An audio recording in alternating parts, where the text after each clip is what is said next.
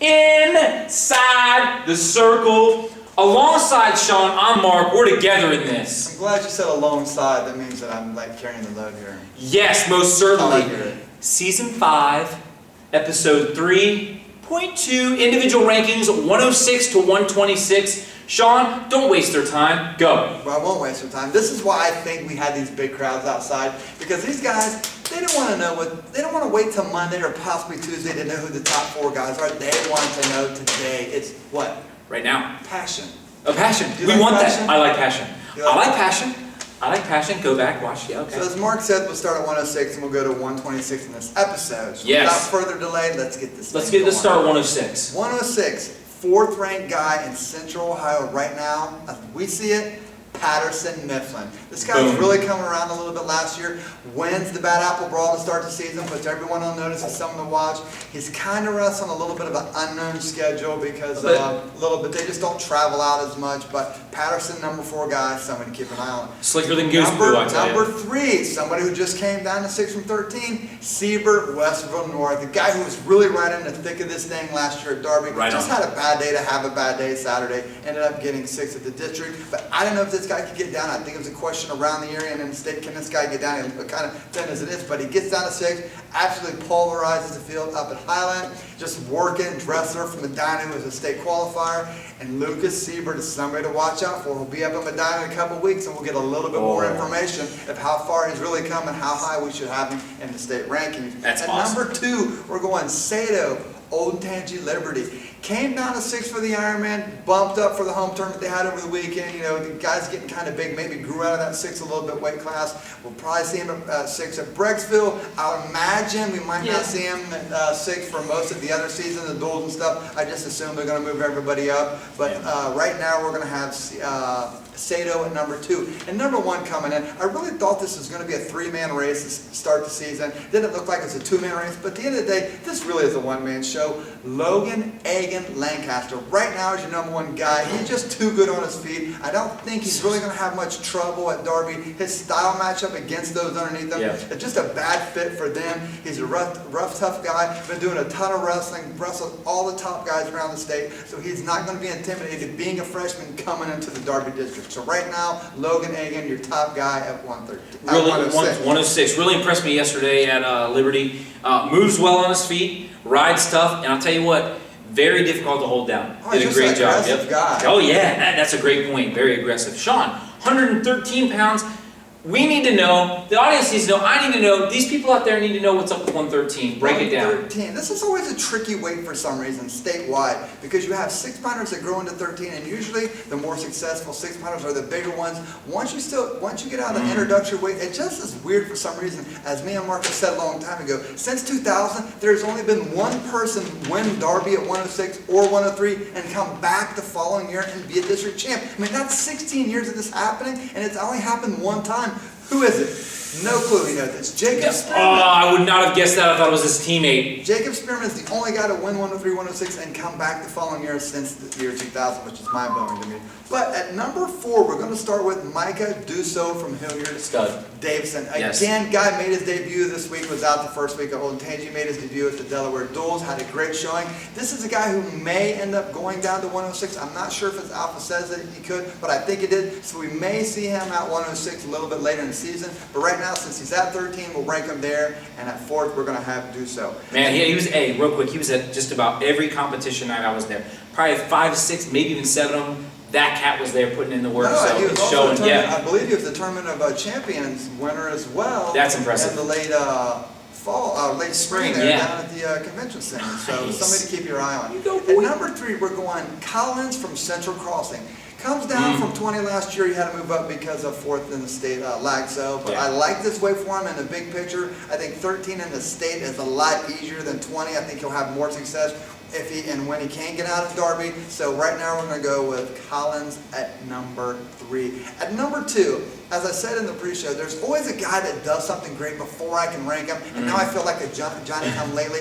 But at number 2, we're going Spearman from Old Tangy, a beast mode guy, does a ton of wrestling in the offseason. I mean, I don't think this guy has stopped wrestling since the district last year. I think everywhere I've gone, I've seen this guy, JOs. I mean, he is just absolutely everywhere, and it's good to see that it's actually paying off. This guy's stock couldn't be higher right now. Can he hold that form for 2 months? I guess is going to be the question, because that happens in wrestling where guys go through cycles. But right now, Spearman is definitely some guy to take notice of in our district, and Sherman is to take notice of, and definitely the number 2 guy right now as I see it. And at number 1, it's Bracken Mead from Old Tangy Liberty. I mean, this guy has done a lot. Fargo All-American, 2nd in the state, 3rd in the state, senior at this weight class. He's kind of got a little bit more experience than these guys, kind of physical wrestler. He's going to be a big 13-pounder, so that will help him with that size we're talking about coming from 6. But right now we're going to have Bracken Mead as your top guy coming out of Darby. He is pulverizing on top. An absolute animal on top. All he needs is one takedown. The best part is his neutral game is so solid, he's going to get on top. Yeah. I mean, he is going to get on top. And I'll tell you what, if it wasn't for Capuano's Pizza, I don't know what I'd do. That's how good this kid is. Okay, I don't know where that ties in, but I guess it's a task of length. There's a really big gap there too between him and the rest of the field. I mean, they got a lot of catching up to do if they're going to unseat him as the top guy at 113. Good call. Moving on to 120 pounds. 120 pounds. Talk to me. Do you think there's people out there who don't know who my 120 is? My top guy here? You know what, I gotta be honest, the only thing I'm thinking about right now? Johnny come lately. Really? We're going to go that route? A new kid in town. But no, I bet you're right. Start on 4 and let's work our way up to we got to number get rid 1. of this stuff. At number 4, we're going to go Monday from Big Walnut. Boom. The guy who was a district placer last year at 13 really got a bad draw. I mean, he could have got out and it wouldn't surprise me at all. But he's coming around now. He had a great day up at the Delaware Duels yesterday. Showed a lot of promise, and he is somebody that I think is going to be a big player this year at Darby, and at number 4 right now. At number 3, state qualifier Hassan from Dublin Kaufman. Just got 3rd at North Canton Hoover over the weekend in a great showing. That was a tough weight class. I think he had a couple majors. I think he even majored in the finals, 12-4, 12-3. Great showing for him. Guy's really starting to pick it up. He's a senior now. Van Gundy has done a great job of bringing him slowly along. I think he was a first-year wrestler his freshman year. Dang! So it's great to see him make that progress. But they got 3 months to really work on this guy, get the kinks worked out. He's going to be a tough out come late February, early March at the State and District Tournament.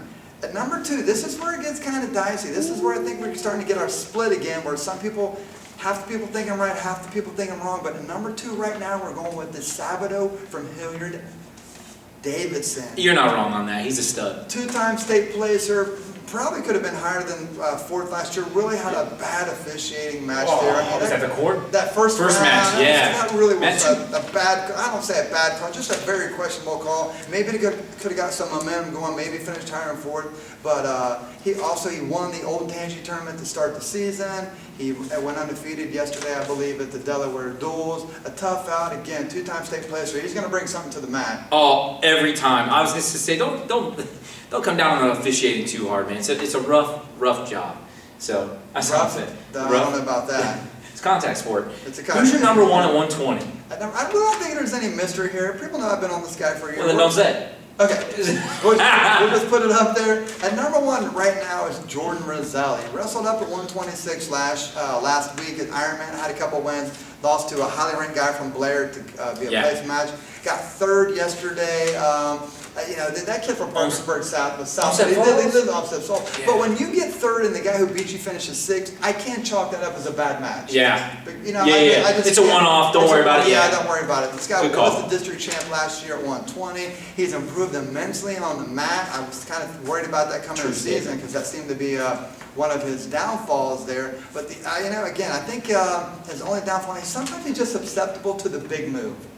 I'll give you that. I'll give you that. I mean, he's probably the strongest 120-pounder in the state. Oh, I guarantee that. Got gorilla grip there. But right now, I think with the schedule they wrestle, he'll be battle-hardened by the time they get to Darby. Yeah. And he is a defending champ at that weight at Darby. So right now, Jordan Roselli is our number 1 guy at 120. Yes, I would also have to think wrestling up at 126, so when he finally does come down, that strength is really going to expose itself in a big way. Right. I really do think so.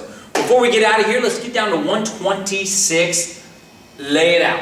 Forward all the way to 126, number 4 guy. I really didn't think he would be here, but Juicebox Williams, Delaware Hayes. Gosh, I really thought this guy, they were talking over the summer that he was going to wrestle maybe 13, 20 most of the season, and then cut down to 6, and then boom, when I see him at 26, I was thinking, man, this guy must have grown a foot over the summer. But we've been lifting weights. He's at 26. It's kind of a tough weight here. I really thought maybe 26 would be the safe haven before it got really crazy, 32 and 38, and start picking up steam before we popped at 45. So seeing Juicebox here and adding another mix to a weight class that I really thought was very pedestrian-like has gotten extremely difficult over the last month. So right now we're going to go Williams, number 4. Okay. At number 3, we're going to go with the highly regarded freshman, Blake Wright from Westerville North. Superstar guy, gets 3rd up at Highland, only losing to Sharp from Marysville, 3-1, I believe. 5-3. You could be right, 3-1. I think you are right, 3-1. He comes back to get a solid 3rd. This guy's a pinner, man. When he gets on top, he's putting you over. So you got to watch out for this guy on the Mount Rusher. Still, a guy improving, probably maybe right one of the stronger 26-pounders. This guy's really been hitting the weights like all Westerville North guys do. And he'll be up at Medina as well next week, so I'm excited to see his progression, to see what he does. And right now we're going to sit him at number 3. Hey, I was just going to state, he's been lifting weights. There's been a lot of people, no wrestler has ever been too strong. So if you're watching, if you're watching this and you're thinking to yourself, man, I got to start lifting weights. No wrestler was ever too strong, so lift all you want. No problem, man.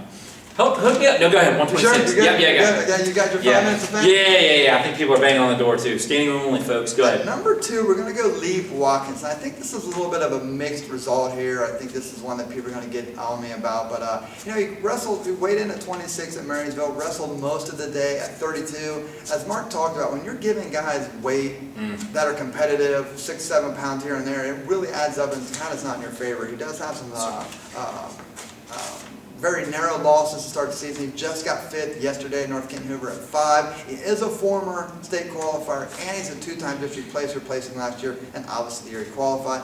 I think this guy, the best of him has not come out yet. I think he's going to just continue to progress. And since he's already made 26 and he's able to wrestle up to be comfortable, coming to 28 really won't be as hard as getting done the first time as some of these guys wrestling up. And he's a guy that I think is going to find refound glory to get back to the state tournament. Nice. At number 1, a guy that I thought was absolutely just going to run away and hide with this weight class at the beginning of the year is Derek Sharp. State qualifier from Marysville last year. He beat Henry Few, who was a 2-time state placer from Brecksville in the first round. And they kind of had a crazy officiated match there where they gave him the takedown, then waved it off, and I kind of think it derailed him. He comes out of the blocks, really wrestling well, gets 2nd at Highland against the kid from Medina, beats Blake Wright, the number 3 guy, so it shows he's kind of got some separation there. I think 3-1 victory was a little bit more lopsided than the final score, as I think Derek maybe controlled the match a little bit more than the score would indicate. And this guy's another beast mode guy, been doing a ton of wrestling, doing a ton of lifting. I mean, this guy is really focused to make a big splash his senior year, and I really think he's going to have it. And this is the year it's going to happen. Sean, that's great. That's your 106, 113, 120, and 126. We're going to come back around. We're going to give you 132, 138, 145, and 152. Stay tuned. And now you are inside the circle.